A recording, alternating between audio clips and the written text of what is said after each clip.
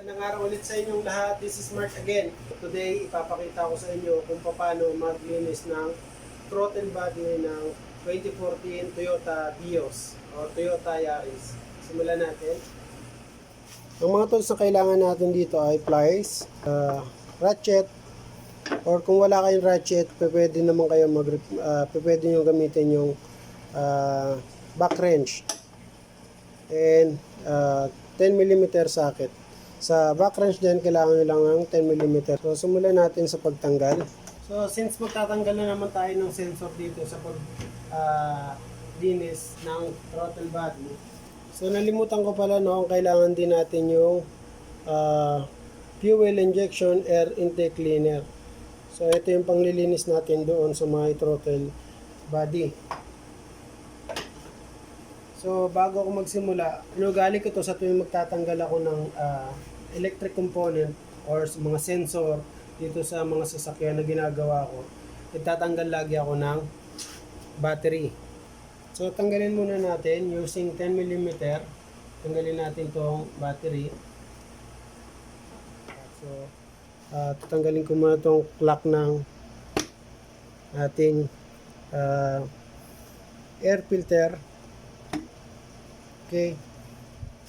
So, maybe kailangan nyo rin siya ng flat screw na maliit para matanggal yung mga clip.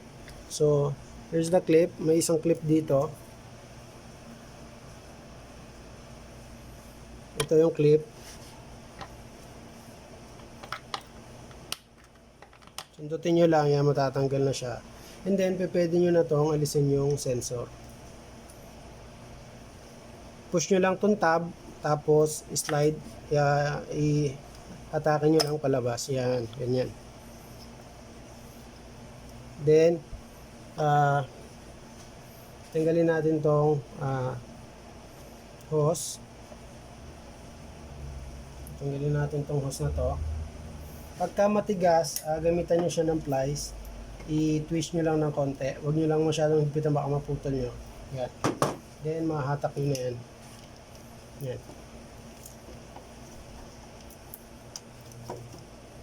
Then, itong PCB valve.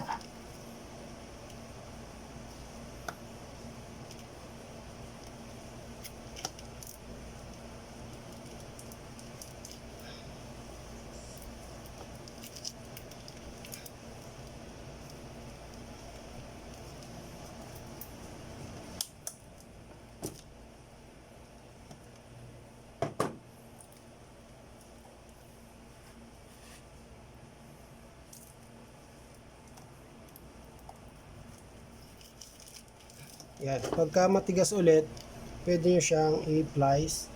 Then, ikot-ikutin nyo ng konti. Yan. So, pag umikot na yan, mahatak nyo na yan.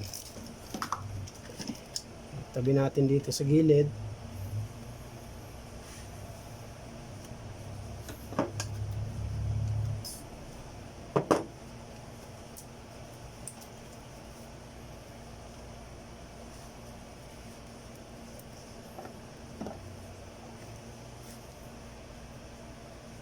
Now, free na tayo sa pagtanggal ng screw bolt. So, gamitan natin siya ng ratchet.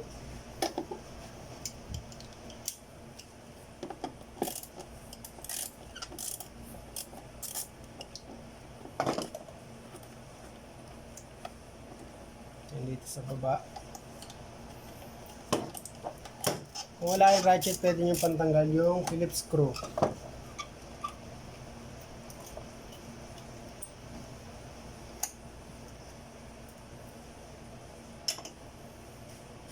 Now na natanggal na natin, pwede na natin tong hatakin yung tanggalin muna natin tong hose. Tanggalin muna natin tong sensor dito sa ibabaw ng yan. So, para matanggal din to, kailangan natin tong sundutin yung lock dito sa ilalim. Yan.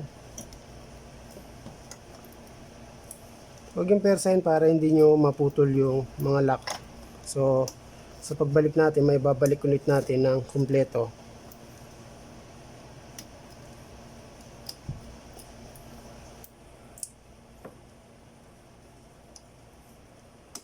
Okay. So natanggalan natin, pwede na natin siyang aalisin. So kung medyo mahigpit pa, bawas ulit kayo ng higpit dito sa may clamp. Yan.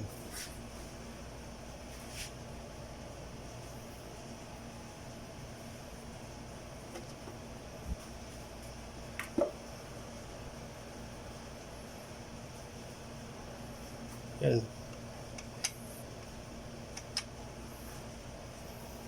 So pag mag-i-spray na tayo, gagamit tayo ng safety glass para hindi kahit tumalsik sa mata natin, safe yung ating mata.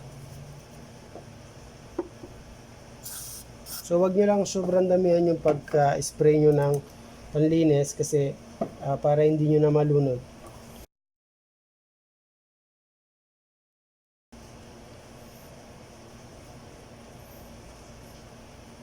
So para mabukas nyo tong yung butterfly, kuha kayo ng itong head ng yung hawakan ng flat screw, pwede nyo siyang isingit dito sa ibabaw para magkaroon kayo ng more access dito.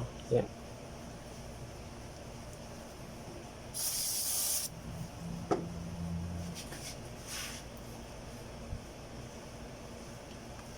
Kita nyo, sobrang dumi niya.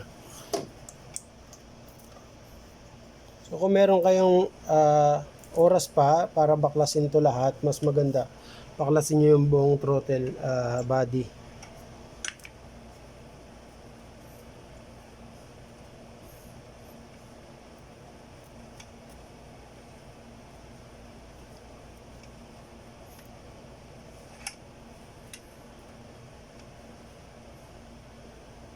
So nakita nyo yung dumi ng ating throttle body.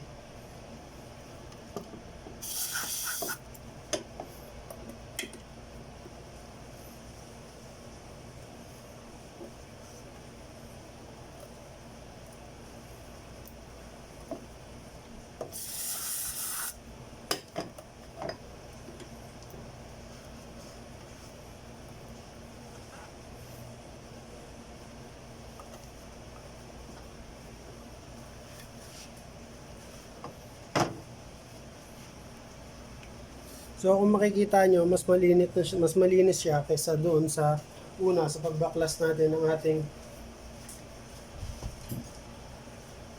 So mas malinis siya kaysa sa nauna. So now na linis na natin, pwede na natin ibalik yung mga tinanggal natin.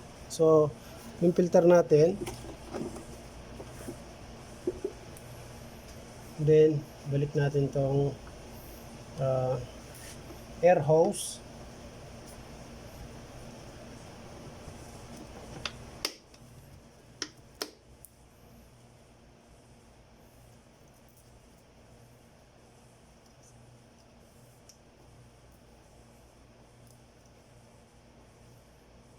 Okay.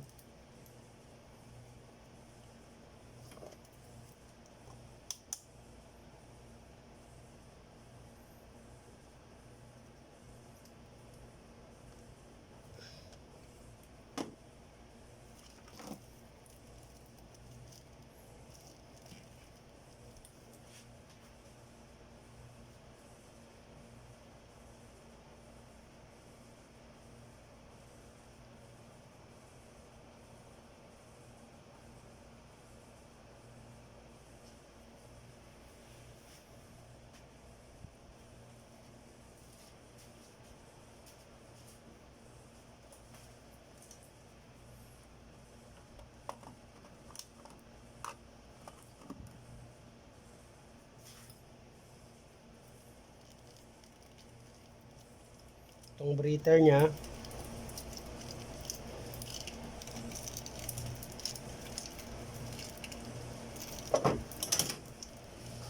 Then yung clamp. Huwag niyong kakalimutan yung mga clamp, no? Para hindi tayo magkaroon ng leak.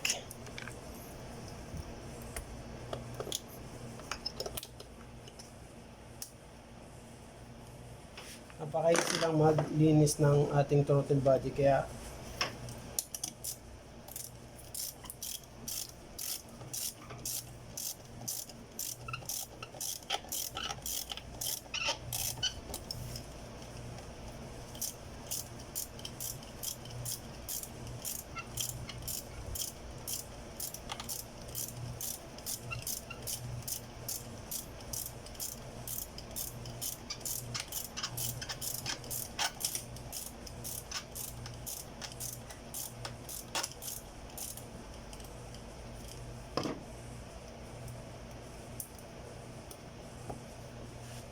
So, ganun lang kadali maglinis ng ating throttle body.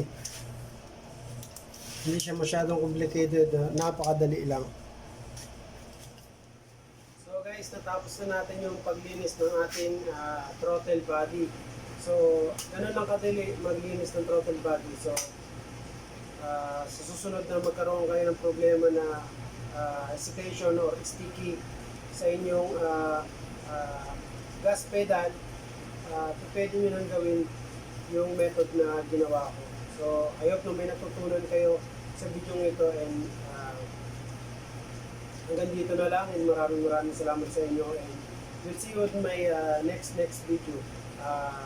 Don't forget to subscribe my channel sa mga hindi pa nakaka-subscribe, and please click the bell button para ma-notify kayo sa mga susunod ko pang video. And hanggang dito lang, maraming salamat sa inyo. We'll see you with my next video.